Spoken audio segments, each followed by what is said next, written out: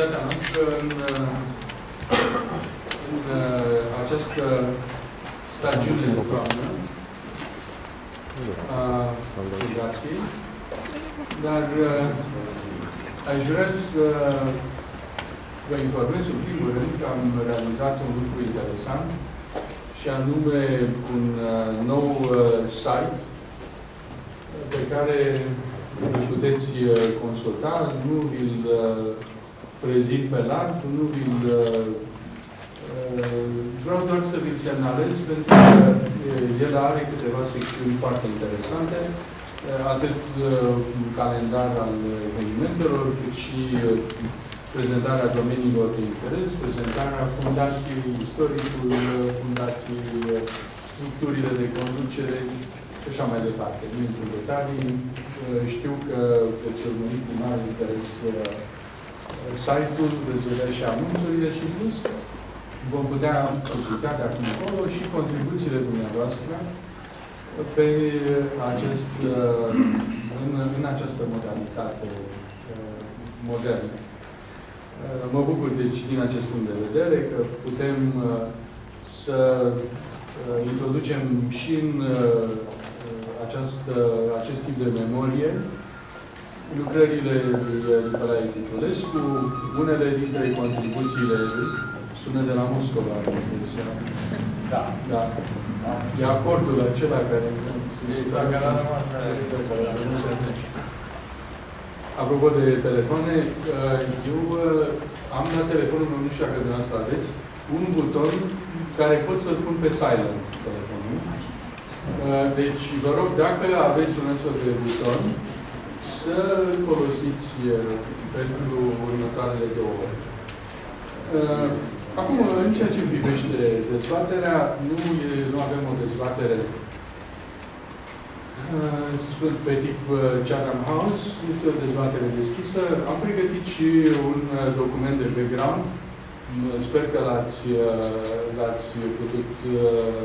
l-ați obținut, puteți consulta o cronologie în principal și oarecum o sinteză. Cineva care nu are punctul. Deci, rugămintea mea și pe viitor să încercăm să pregătim astfel de materiale și împreună, poate unii dintre dumneavoastră vor dori să colaboreze la realizarea acestor materiale și aș vrea în final să găsim și beneficiari pentru nu știu, bănesc Ministerul de Externe, alte instituții interesate poate de anumite documente, materiale care să prezinte, folosind în principal documente sau materiale din surse publice, analize, spuneam, ale unor momente mai speciale, legătură cu anumite situații mai tensionate. Nu vreau să fac o introducere prea lungă, nici nu vreau să mă ocup prea serios și să vă plictisesc cu ceea ce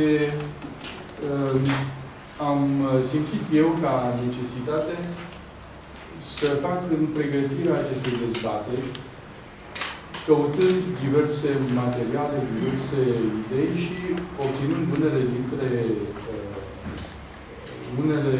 observații, comentarii din diferite surse extraordinar de interesante. De exemplu, zilele acestea a fost un comentariu al lui Kaplan cu o critică la adresa secretarului de stat Kerry, reproșându-i faptul că, practic, mutând atenția de la Europa și de la Asia spre Orientul Mijlociu, el creează, de fapt, o foarte mare problemă pentru unele dintre țările din Europa de Est. Și se explica într-un fel că vidul care s-ar crea în acest mod ar putea să fie ocupat de unul dintre partenerii actuali de dialog, extrem de dinamici, găsesc acum o să prezint mai încolo, o să vă arăt mai încolo, extrem de dinamici în momentul acesta în zona noastră. Da, am găsit. este Kerry's Middle East Obsession. Se numește articolul semnat de Robert Kaplan și el spune la un moment dat mesajul administrației Obama pentru țări cum ar fi Polonia, România, Ucraina sau Azerbaijan este unul de neglijare combinat cu slăbiciune. Pe ideea că, deplasând accentul și interesul aproape exclusiv spre zona Orientului Mijlociu, chestiunea Siria și, pe de altă parte, negocierile de pace între Israel și palestinieni, practic se lasă un loc vii pentru o acțiune politică mai intensă din partea Rusiei. Putem să discutăm, dar în felul acesta, vedeți, peisajul pe care îl observăm în acest moment și noi ne vom ocupa într-un fel coborând de pe o hartă, să spunem, mondială spre zona arabă, zona Middle East, de fapt, zona Orientului Mijlociu și apropiat, și, pe de altă parte, încercăm să înțelegem ce se va întâmpla în interior, ce se întâmplă în interior în Siria. De aceea, spuneam că nu voi face introducere prea lungă. Îi prezint pe invitații noștri de astăzi. Mă bucur să salut pe domnul ambasador Aurel Codăceanu, pe care îl știți, un vechi coleg, prieten, o autoritate profesională în ceea ce privește lumea arabă și un distins diplomat. Doamna Laura Sitaru, lector universitar, doctor de la secția arabă a Facultății de Limbi și Literaturi Străine a Universității București. Și, de asemenea, domnul Radu Șerbanescu, de la Ministerul de Externe, care ne va prezenta dimensiunea juridică, aspectele legate de Convenția privind armele chimice, unele dintre elementele de drept internațional într-un fel relevante pentru starea de conflict din zonă. Eu mă opresc deocamdată aici, lăs pe domnul ambasador Codăceanu să înceapă această prezentare și vom continua după aceea cu celelalte comentarii și intervenții. Vă rog, domnul ambasador. Nu vă ridicați. Cred că pentru a înțelege fenomenul sirian, aș dori să prezint în câteva cuvinte despre arabi. Cine sunt arabi, de unde au venit, cum au cucerit atâtea zone din Orientul Mijlociu, Asia, Europa, Africa de Nord și a format un imperiu, unul dintre cele mai mari imperii care a depășit pe cel roman, pe la sfârșitul secolului 12-13 să înceapă destrămarea lui datorită extinderii prea mari și necontrolând toate zonele cucerite. Dacă în caz eventual fac vreo greșeală de istorie, observ aici că sunt câțiva specialiști cunoscători ai lumii arabe chiar în zonă și asta mă rog să completez aceea. Deci arabii erau locuitorii peninsulei arabe. O zonă foarte întinsă, cu nisip, câteva oaze și niște orașe importante, cum a fost Mecca și Medina. Erau triburi constituite din familii mari, care se numeau mici regate în Golf, în această peninsulă. Prin secolul VI a apărut profetul Mohamed, născut în 570, care a venit cu, bineînțeles, cu o nouă religie, religia islamică, și a început procesul de unificare a acestor triburi, care a fost destul de îndelungat, după care a urmat, eu n-a trăit decât până în 1632, așa, și au venit urmașii, califii. Califii înseamnă urmași, cei 4 califi, care au mers mai departe cu extinderea a statului nou creat, atunci nu se numea islamic, și a cucerit toată peninsula, a trecut în partea de nord a peninsulei, a cucerit Mesopotamia, Siria, și a mers spre Africa, spre vest, până a ajuns în Africa de Nord, a coborât în Europa, a ocupat peninsula iberică, care a stat 300 de ani sub Imperiul Arab, a devenit un emirat chiar independent, unde a fost constituită o grupare de oameni intelectuali cu traduceri din filozofia greacă, din științele exacte. Între timp, după ce s-a consolidat, s-a extins Imperiul Arab, Damascul a devenit prima capitală a Omeiazilor. Omeiazilor ajunsese aproape la apogeu Imperiul Arab, după care aproape 100 de ani a durat până s-au consolidat, s-au dezvoltat o economie, o civilizație, o cultură islamică, devenind după aceea din Imperiul Arab, Imperiul Arabo-Islamic. A început extinderea lui până la zidurile chineze din India, o suprafață așa de mare încât centrul a pierdut controlul și atunci a început o fărâmițare a Imperiului. Ca în 1258 au venit mongolii și au distrus orașul Bagdad, care acolo se mutase în 1750 capitala de la Damasc la Bagdad, de către Abasizi, o altă familie de musulmani.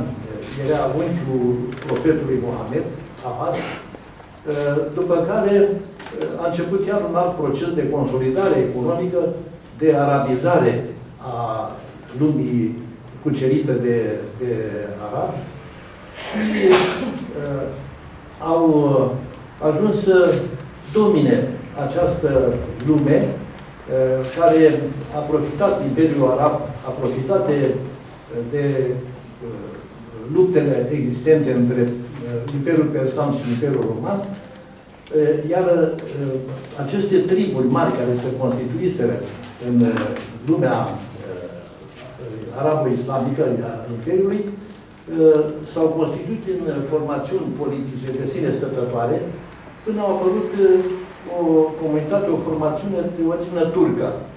Și această comunitate s-a consolidat și și-a format o armată proprie, a început să introducă, până aceea era limba oficială, era limba Coranului, limba arabă era limba Coranului și după aceea turcii au început să introducă și limba turcă, iar cu încetul, după câțiva zeci, chiar sute de ani, a apărut Imperiul Turc.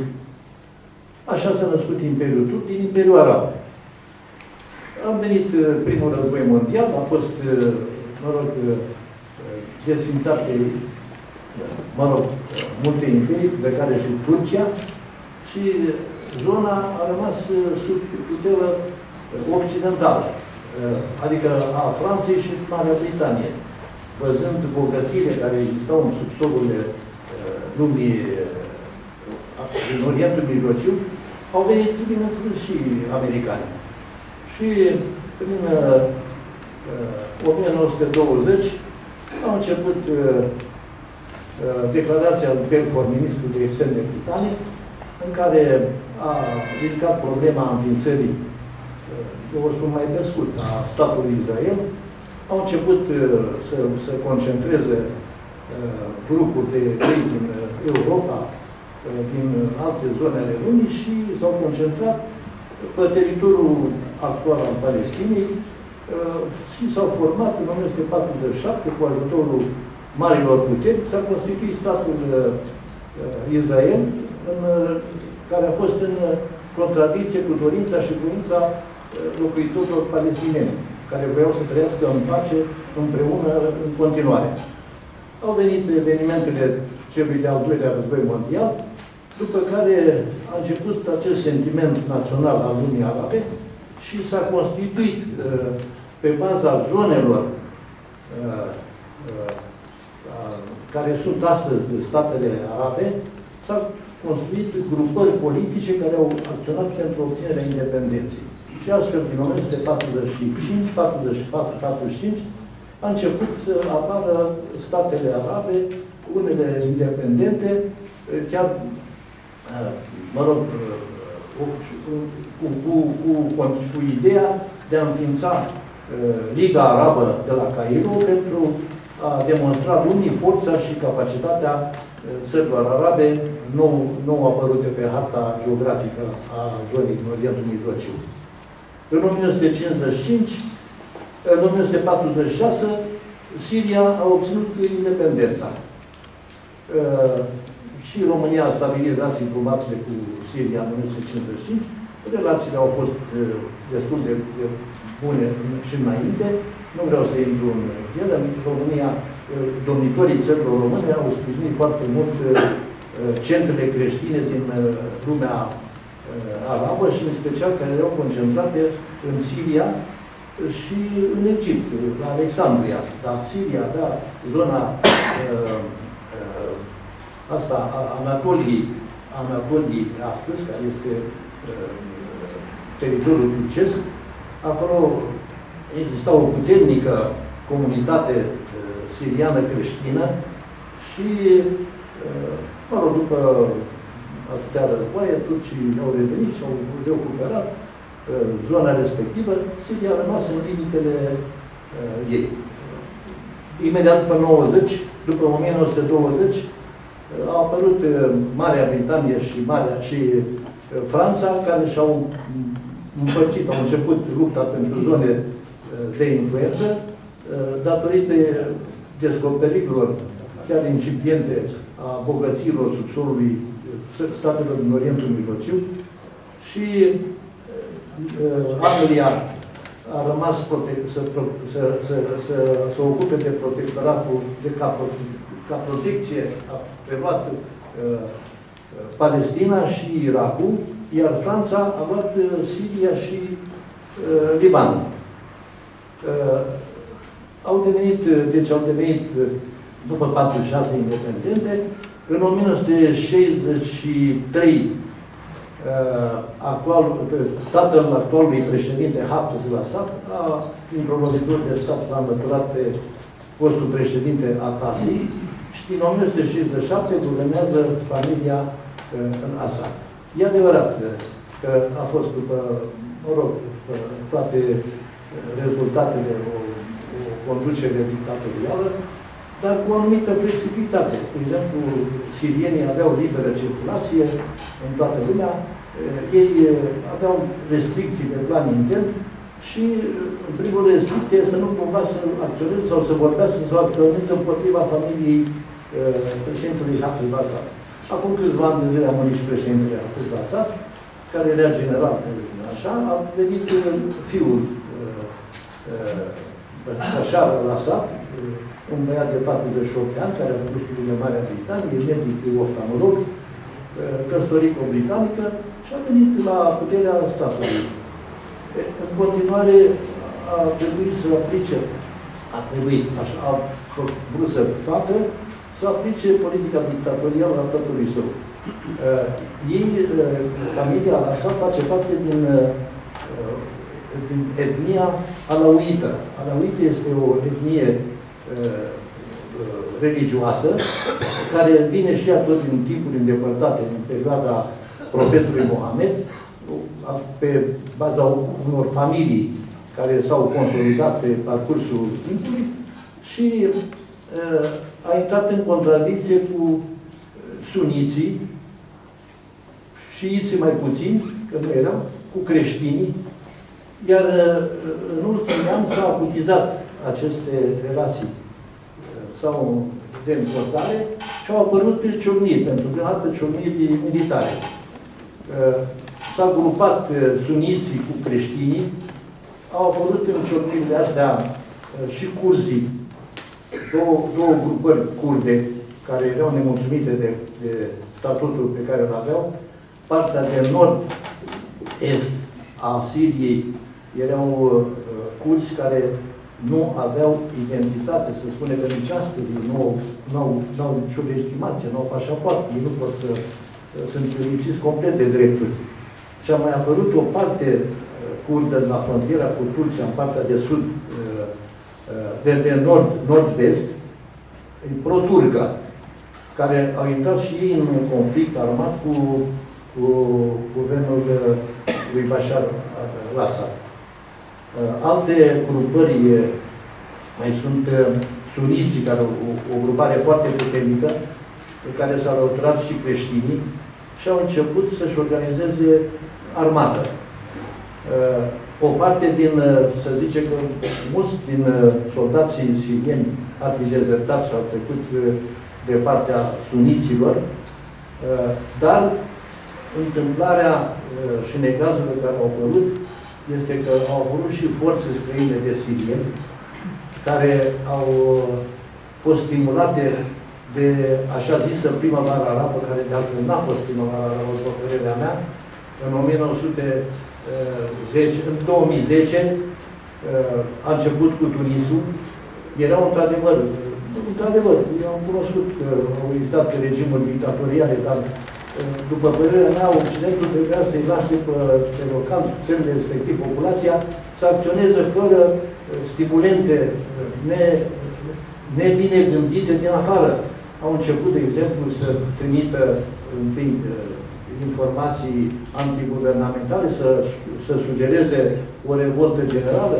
Așa s-a întâmplat cu Tunisia, unde Tunisia era o țară foarte democrată, cu un trecut destul de valoros, în perioada lui Bourguiba. E adevărat că Ali a fost un produs al lui Bourguiba, dar a devenit cu adevărat mare dictator și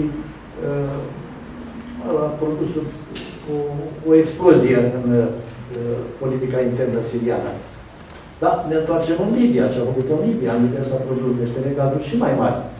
Venind în continuare spre est, din partea de vest a Africii de Nord, a țărilor arabe, care se numesc maghrebiene, în limba arabă se traduce semne din apus ale lumii arabe, și au venit evenimentele din Libia.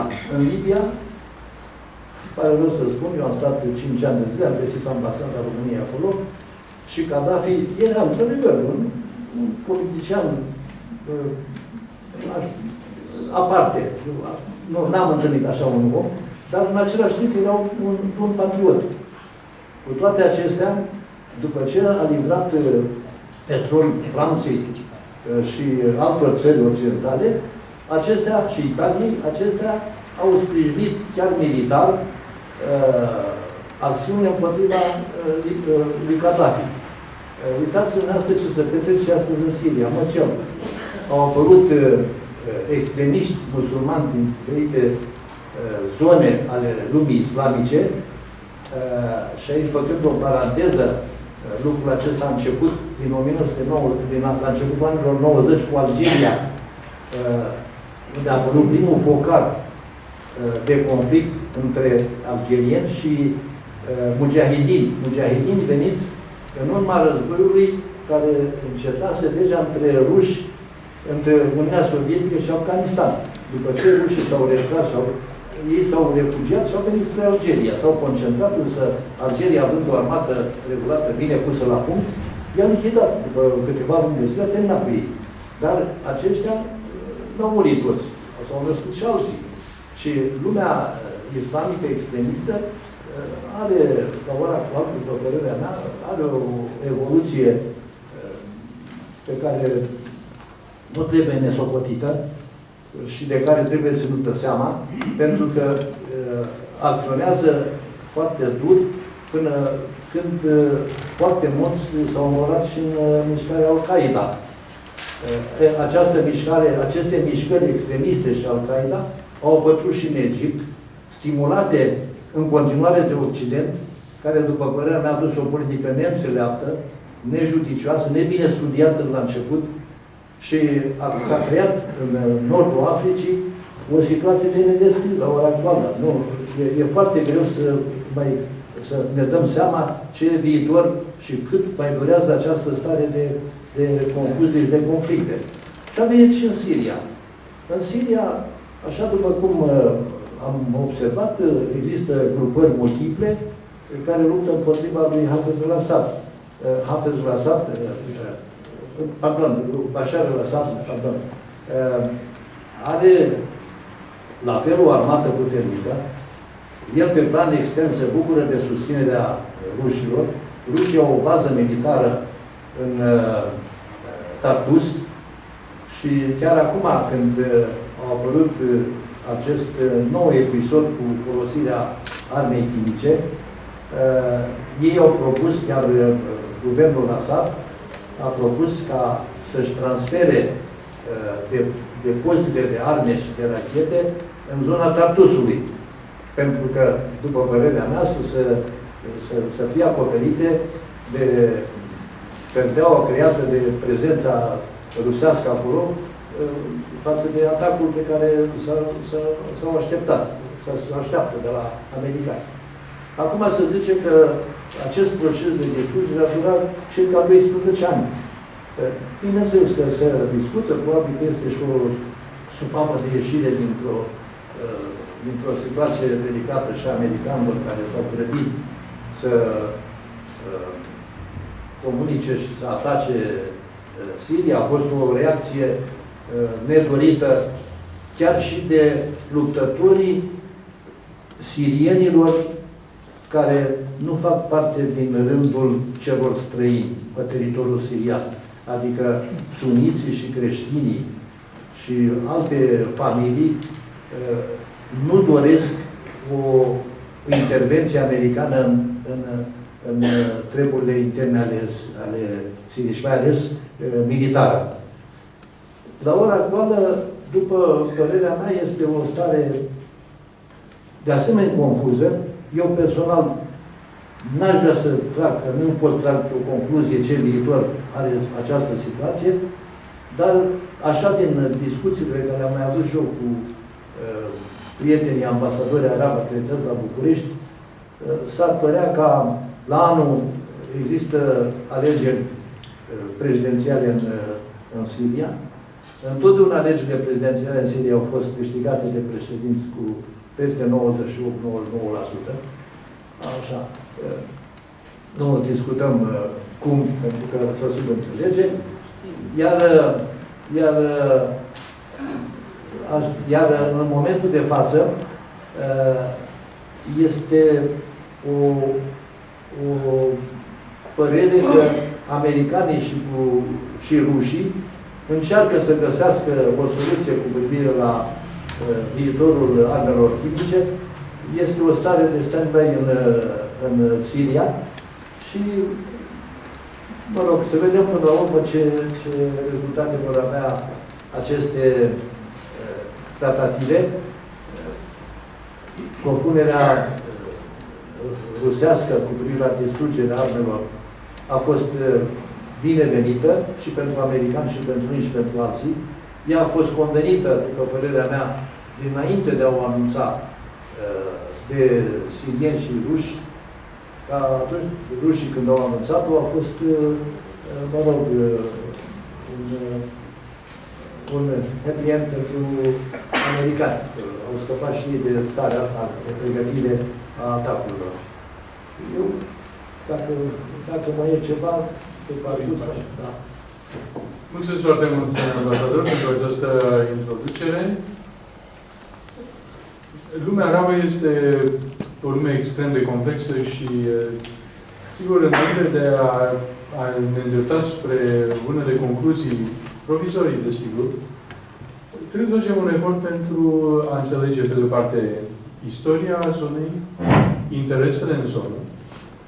Faptul că, în momentul de față, în mod evident, Siria a devenit, pe de o parte, un poligon de încercare pentru redefinirea zonelor de influență, un test pentru remodelarea relațiilor dintre Statele Unite și Rusia, dar pe de altă parte, sigur, este în acest moment, Siria reprezintă și un magnet pentru tot ce înseamnă un anumit tip de extremism, de radicalitate și sigur că interesele altor țări arabe se evidențiază într-un conflict intern. Noi, de obicei, analizăm conflicte foarte clare, în care, nu știu, o țară invadează teritoriul unei alte țări, avem în acel caz o intervenție militară, discutăm despre războaie, lucrurile sunt destul de clare sub acest aspect. Acum, dacă vorbim despre un conflict, el nu este un conflict internațional în primul rând, ci este un război civil intern, este în primul rând un conflict intern. Dar el atrage, după aceea, suporte, prieteni sau adversari, țări interesate într-un anumit tip de rezolvare din zonă și de la nivelul marilor puteri. De aceea, cred că este foarte interesant să vedem și un alt aspect. În conflicte interne, de obicei, avem puterea, pe de o parte, opoziția de cealaltă parte, conflictele dintre cele două componente majore se rezolvă pașnic sau se rezolvă eventual prin forță militară. Aici, liniile de demarcație interne nu mai sunt așa de clare, sau în orice caz, nu foarte clare pentru noi, cei din această zonă a lumii. Aspectele confesionale pentru noi sunt mai greu de înțeles, de urmărit și, sigur, de aici și legătura cu unele dintre puterile din zonă, anumite tipuri de interes. Evident că de după al doilea război mondial, nu îndrăznesc să merg până la primul război mondial și ce a însemnat teritoriul vechiului Kurdistan și după aceea interesele în zonă legate de problemele curților. Dar, în mod evident, după al doilea război mondial, după crearea statului Israel, după decizia țărilor arabe de a nu forma statul arab, care fusese prevăzut prin rezoluția ONU la acel moment și toate consecințele războaielor ulterioare, extinderile de teritoriu, problemele, în definitiv, legate din acea zonă pe care noi am urmărit-o cu mai mare atenție, în mod paradoxal, relația dintre Siria și Israel, mi se pare absolut, foarte extrem de interesantă. Pentru că, în sfârșit, există un statul quo agreat și de o parte și de cealaltă, chiar dacă înălțimile Golan reprezintă încă o poveste dureroasă pentru unii și pentru ceilalți, o chestiune definitiv obținută. Nu intru în aceste detalii, pe unele le cunoașteți fără îndoială foarte bine, dar am vrut să subliniez această dimensiune internă, confesională, a conflictului. Și de aceea vreau să o rog pe doamna profesoară Laura Pisicaru să ne vorbească despre aceste aspecte. Vă rog.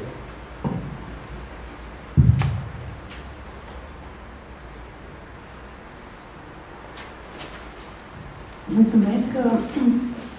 Eu am să merg cu discuția în această direcție, deja trasată, și anume acestei componente confesionale a conflictului sirian.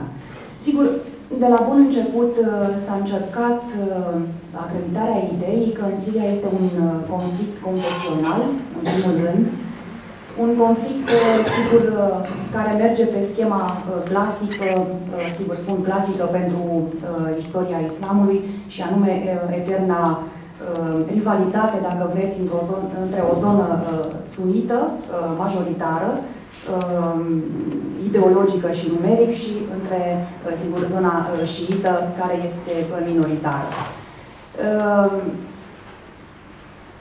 O să încerc să demonstrez în expunerea mea că acest tip de argumentație este unul foarte la îndemâna regimului Assad, care servește, de fapt, adevăratele scopuri ale regimului Assad. Nu putem înțelege acest conflict doar prin prisma eternei rivalități dintre Sunna și Shia în această zonă, Trebuie să adăugăm acestui conflict și o necesară, cum spunea domnul profesor mai devreme, o necesară dimensiune regională a intereselor puterilor regionale. Am să încerc, prin urmare, să conturez câteva idei, după care, sigur, am să aștept și reacțiile dumneavoastră la propunerile mele de interpretare.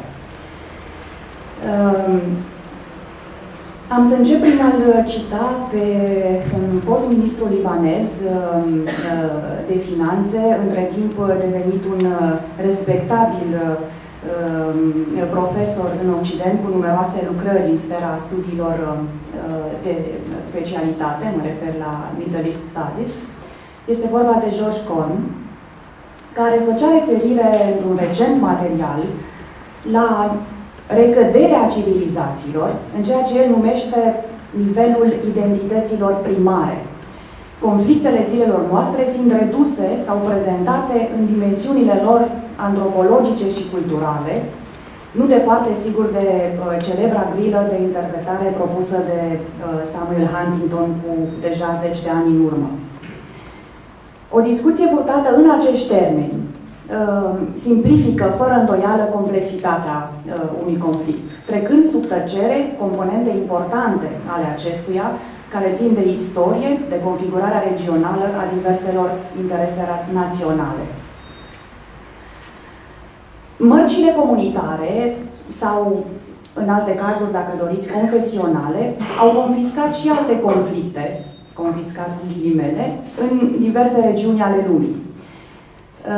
Și sigur, mă refer aici, în imediata noastră vecinătate, conflictul care a urmat dezmembrării Iugoslaviei și care a fost de asemenea puternic particularizat confesional. Auzeam deseori, folosindu-se de pildă cu referire la acest conflict, expresia conflictul din Balcani între sârbi, croați și musulmani, făcându-se în mod abuziv o confuzie între etnie și religie, desigur, însă, sigur, componenta religioasă aici era, fiind vorba de islam, obținea întotdeauna efectul dorit. Ne amintim de debutul Revoluției Egiptene, în ianuarie 2011, când s-a încercat, de asemenea, introducerea la nivelul discursului public și politic a acestei componente religioase. Încercarea de a sublinia că există diferențe fundamentale de opinie cât privea, sigur, raportarea la regimul Mubarak între creștinii copți și musulmani. Din păcate, dacă într-o primă fază reprimarea acestui discurs a reușit, nu mai putem afirma același lucru cu referire la evoluțiile post-revoluționare, unde îngroșarea acestei linii de demarcație religioasă între copți și musulmani s-a produs în mod vizibil, situația fiind ajutată, din nou cu ghilimele, și de guvernarea fraților musulmani, ale căror decizii politice și sociale nu au făcut decât să adâncească discursul și amplitudinea acestui discurs de tip confesional. Asistăm astfel, în cazurile descrise până acum, cum o să vedem de altfel și în cazul sirian, la o abdicare, dacă îmi permiteți termenul, de la obiectivul național, superior prin însăși miza acestuia, în favoarea unui discurs bazat pe fragmentare confesională și comunitară. Este aproape de așteptat să se întâmple în acest fel, întrucât obiectivul național și discursul care îl însoțește folosește în general în conflictul dintre state, nu în conflicte care au loc în interiorul statelor respective. La debutul mișcărilor contestatare din Siria, discursul convențional nu exista. Nu exista un discurs de tip religios, de segmentare sau fragmentare confesională. Tinerii sirieni, în fine, populația siriană, nu voia căderea sau distrugerea sau desființarea comunității alauite din Siria. Discursul nu a mers deloc în această direcție, ci dorințele mergeau în direcția reformării statului, a democratizării statului sirian și, sigur, ulterior, după ce lucrurile s-au complicat, căderea regimului întruchipat de Bashar al-Assad. Prin urmare, accentul cădea pe ideea de stat, de democratizare în interiorul unui stat și nu pe fragmentare comunitară. Revoluționarii sirieni nu au cerut drepturi și libertăți pentru suniți sau pentru frații musulmani sau pentru alte grupuri și comunități confesionale. Dacă ne uităm pe discursurile, iertați-mă, pe sloganurile din timpul manifestațiilor, o să constatăm totală absență a indiciilor confesionali. Cele mai multe se referă la Siria, la demnitatea poporului sirian, la unitate națională și, sigur, aș cita câteva sunni wa kurdi wa alawi bidna el-wahda al-wataniya. Da, împreună, suniți, curzi, alauiți, dorim unitate națională. Acesta a fost unul dintre principalele sloganuri ale primelor zile ale Revoluției siriene. De asemenea, acestea aveau un conținut explicit non-confesional. Iarăși citez unul dintre cele mai cunoscute, Silmie, muslimin o masihie. Apelul făcându-se la manifestații pașnice deopotrivă musulmani și creștini. E dificil de stabilit dinspre cine a pornit acest discurs în nuanțe confesionale, discurs dat revoltei sau Revoluției siriene, însă un lucru este cert în acest moment, ambele tabere fac uz de acest tip de discurs. Se dezbate intens, evident, această latură confesională a Revoluției siriene, numită deseori de către specialiști Revoluția sunită siriană, cu referire, desigur, la faptul că majoritatea contestatarilor actualului regim provin din rândurile majorității populației de orientare sunită, aproximativ 70-75% din populație. Se accentuează de asemenea această dimensiune confesională care, spun comentatorii, ar particulariza situația revoltei sau Revoluției siriene în ansamblu celorlalte țări arabe care au cunoscut fenomene similare. Discursul oficial al regimului Assad recurge din plin la argumente de acest tip, acuzând opoziția sunită de veleități sectare, de subminarea unității siriene și, mai nou, desigur, de terorism și atac la securitatea statului. Într-unul dintre discursurile sale, de altfel destul de puține la număr, președintele sirian, Bashar al-Assad, a utilizat de multe ori termenul de fitna, care în limba arabă înseamnă dezordine, haos, schismă, de asemenea termenul de muamara, care înseamnă conspirație, încercând prin aceasta să marcheze în mod limpede existența unui conflict de tip religios în Siria. De altfel, această grilă de interpretare nu este cu totul nouă. Dacă ne amintim de istoria perioadei coloniale, în încercarea de a diviza mișcarea naționalistă franceză, Franța a organizat în timpul mandatului său un stat alauit, cu capitala la Latakia, un stat care are o perioadă de existență destul de mare, între 1922 și 1937. De altfel, Latakia împreună cu orașul Tartus au rămas până în zilele noastre zone de puternică influență alauită. Regimul Assad, cred, este conștient că, folosind argumente precum combaterea jihadismului de tip Al-Qaeda, care a cuprins și în cele din urmă monopolizat mișcarea de revoltă siriană, cade pe o linie de discurs agreată de Occident, adoptată de către acesta chiar în justificarea propriilor acțiuni. Agenții regimului sirian, cunoscut sub denumirea generică de trompete, creează și răspândesc un discurs de delegitimare a Revoluției siriene, prezentând fenomenul ca fiind un proces cu un program bine stabilit din exterior, pus în practică de islamiști sub diversele lor forme și orientări și susținut puternic de state din regiune, cum ar fi, sigur, Arabia Saudită, Qatarul sau Turcia. Se știe totodată că, în general, sigur, minoritățile sunt creatoare de discurs puternic marcat confesional. S-ar părea că minoritățile siriene, după unii comentatori, preferă o guvernare a minoritarilor, indiferent de orientarea confesională a acestora, temându-se de regulile unei majorități sunite și, desigur, pe fondul unei experiențe istorice în acest sens, negative, care merge în urmă până la vremea stăpânirii otomane. Reprezentanți religioși ai minorității creștine, de pildă, evocă în termeni extrem de duri posibilitatea unei prelori a puterii de către suniți și a lor lege satanică, citat închis. De altfel, accentuarea caracterului profund confesional al unui stat sirian condus eventual de suniți, prin reprezentările lor politice cu cel mai mare potențial de amenințare, e vorba de mișcarea salafită, dar și de frații musulmani, gratulate cu termenul de hoarde islamiste, sunt teme preferate ale discursului oficial.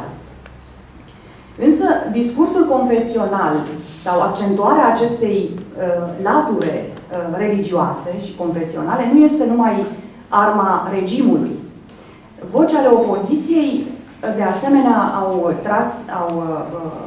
atras atenția asupra faptului că regimul Assad dorește fragmentarea Siriei și crearea unui stat alawit, după un model deja verificat pe perioada prezenței franceze, cum am menționat mai sus. Dacă regimul Assad denunță fără întrerupere intervențiile străine dinspre puterile sunite din zonă și implicarea acestora cu combatanți în conflict, opoziția reclamă ajutorul pe care Iranul și Hezbollahul șiite îl acordă neîncetat regimului. Pentru echilibrul argumentației ar trebui de asemenea menționat că rețeaua de putere din jurul președintelui Assad, clădită pe interese economice în primul rând și interese economice și de influență, desigur, adună în jurul familiei prezidențiale nu numai elite ale minorității alauite, așa cum, sigur, se acreditează ideea îndeopște, ci și elemente ale burgheziei creștine și, de asemenea, sunite din marile orașe ale Siriei. De altfel, spun unii comentatori, așa se explică și faptul că Revoluția siriană nu a debutat în marile orașe, așa cum s-a întâmplat la Tunis, așa cum s-a întâmplat la Cairo, ci în zone mai puțin favorizate economic.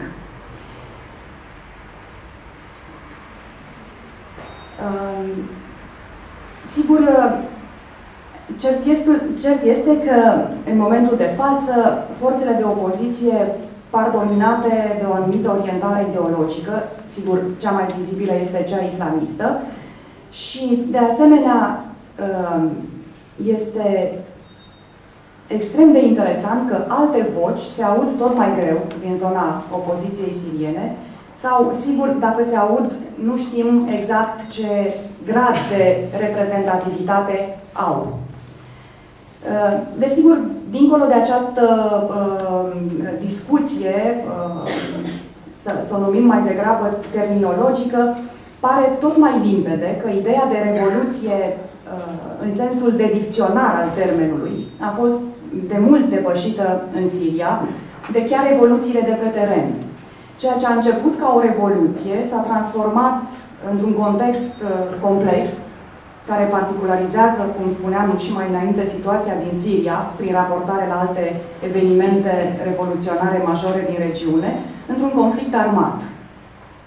Însăși prezența unor elemente străine, de o parte și de alta în mod egal, conferă procesului o complexitate care depășește schema unei simple revoluții.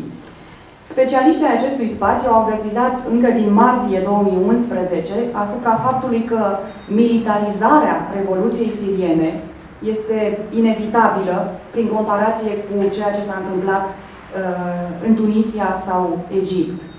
Astfel, dacă am fi în situația de a face o comparație cu celelalte două revoluții, egipteană și tunisiană, ar trebui să spunem că aceste două țări au acumulat în timp, prin mișcări mai mult sau mai puțin de suprafață, un fel de tensiune revoluționară, susținută și de o activitate, să o numim, a societății civile, atât cât se putea în condițiile unor sisteme dictatoriale.